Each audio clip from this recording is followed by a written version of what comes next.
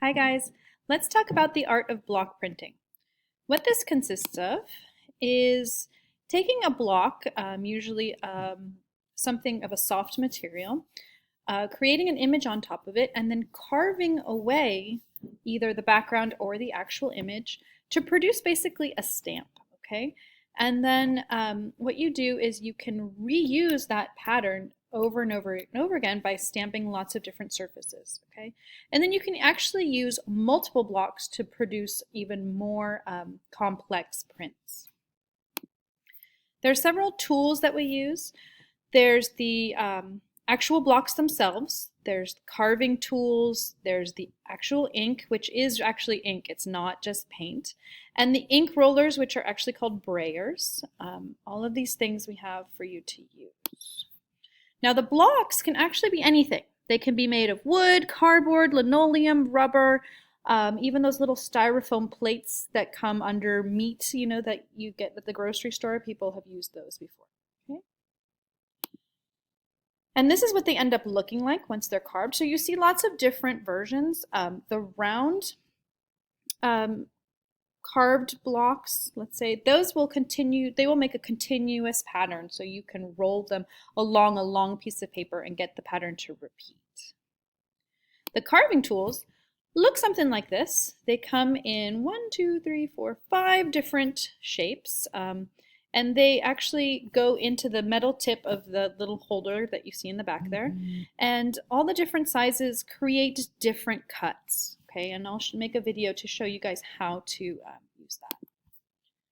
So what you'll do is you'll transfer your image onto the block. Probably you guys with your rubber block, you'll just draw it right on with a ballpoint pen. And then you're going to start to cut. But you have to decide, what are you going to cut? Are you going to cut around the image, or are you going to cut the image out? You have to think about what you want that print to actually look like once it's done. Okay. So the actual process of cutting can be a little bit dangerous. You need to be careful and make sure you're always carving away from you, okay? So make sure when you cut into the material, you push out and away, okay? I'll make another video too to show you guys how to do that.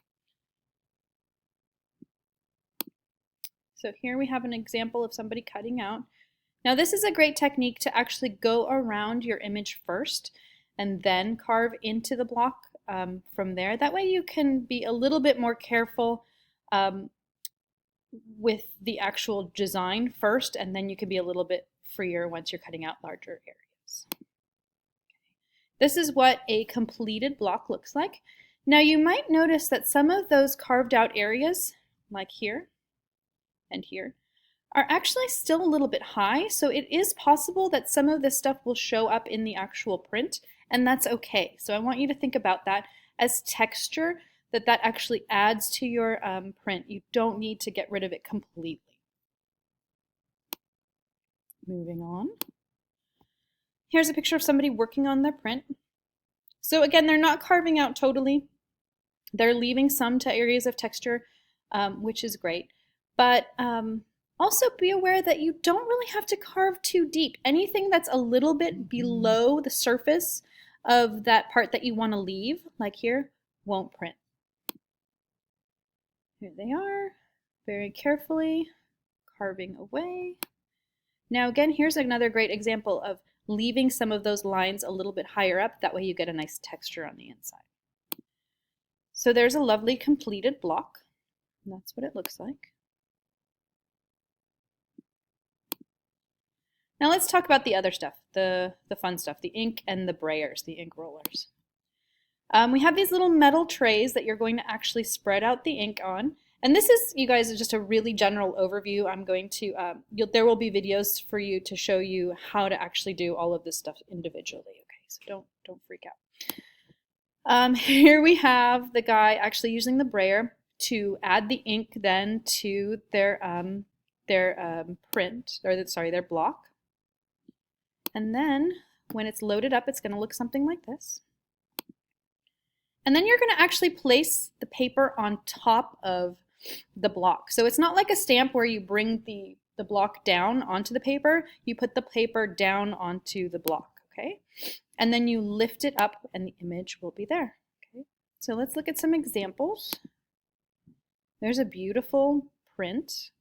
You'll see that's what it looks like when the lines are left a little bit and when you don't clear out completely those insides. So you end up with a nice, really textured, really dynamic, interesting look. Okay? Tons of texture in this one. So notice how they did the tree trunk differently, the feathers differently, the background, the leaves, everything. They kind of assigned a different type of cut for each one of those different textures, and that really helps. That really works. This one I like the lovely little border left around it, so think about that too. Here's another one in that style, and again you see those little leftover messy lines that actually look really nice. They add to the drawing. There's a couple more examples. This one's incredible. This is like definitely challenge level. We see again different types of cuts assigned to different types of texture. The rock, the hills here, the mountains, the sky, and the actual feathers themselves on the outside are very simple, but just enough like that really makes a difference.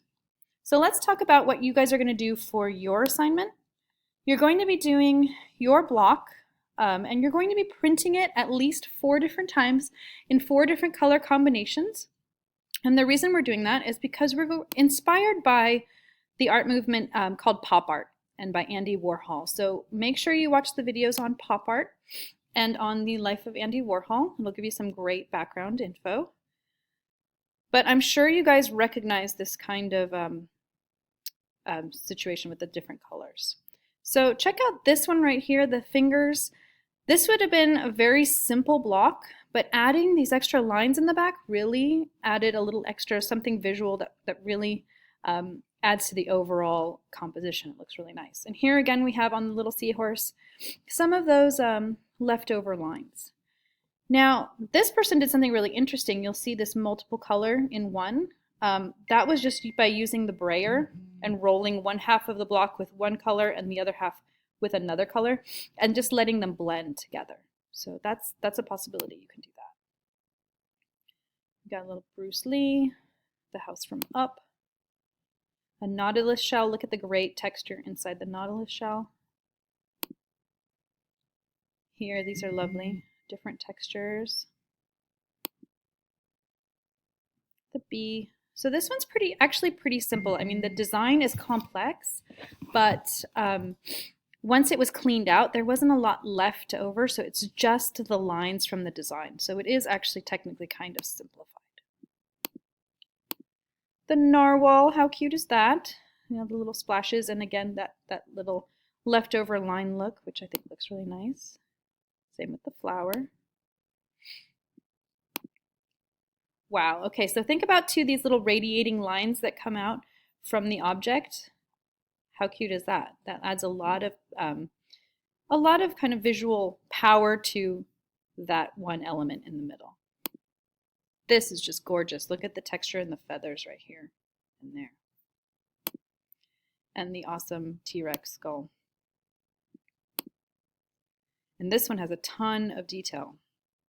All the feathers behind the goose really work.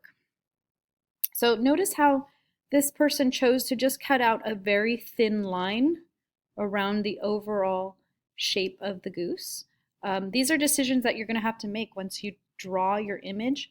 How exactly do you want to show it? How are you going to cut it out? So you kind of have to stop and think on this one and really plan it out. Okay? All right, guys. So move on to the next steps and come and see me if you need any help. Okay? Have fun.